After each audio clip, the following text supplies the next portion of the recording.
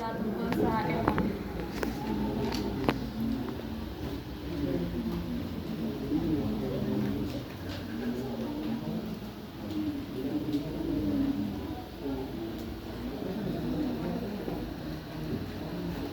Magandang umaga, class.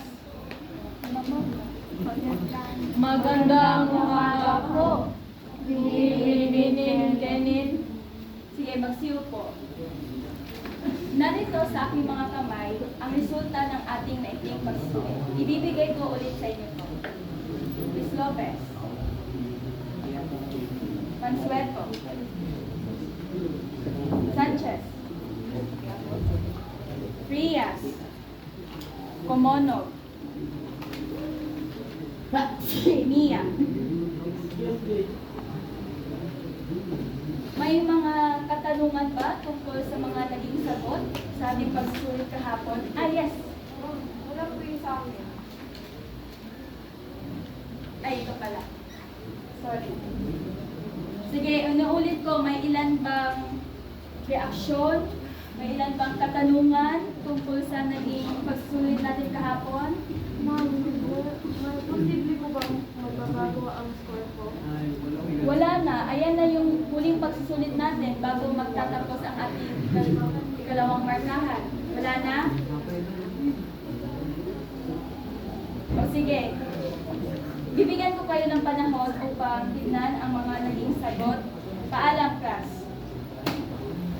Paalam na po. Ginang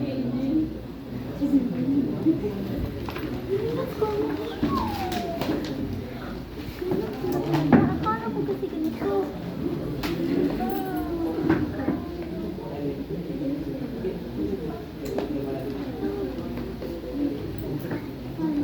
Okay ka lang? Hindi, bumagsak ako. Saan ka mali? Dito, paano ko tama yung sagot ko? Dapat kasi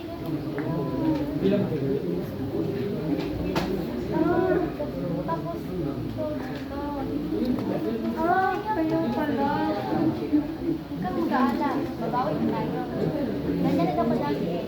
Bagsakin ako. Pero may libro po ako nga. Maraming mga kapitbawa at nakalagay natin.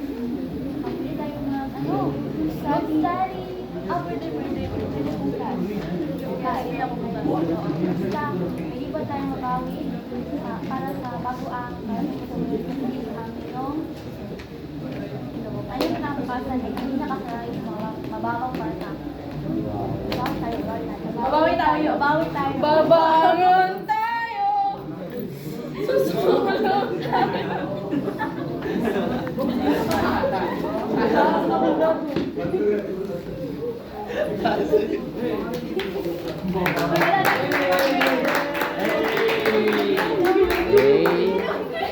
Pagkapukaw damdamin ay ang kakayahan na mailagay ang damdamin sa katauhan ng ibang tao at pag-iisip sa posibleng mangyari at kung ano man ang gawin mo sa sitwasyong iyon.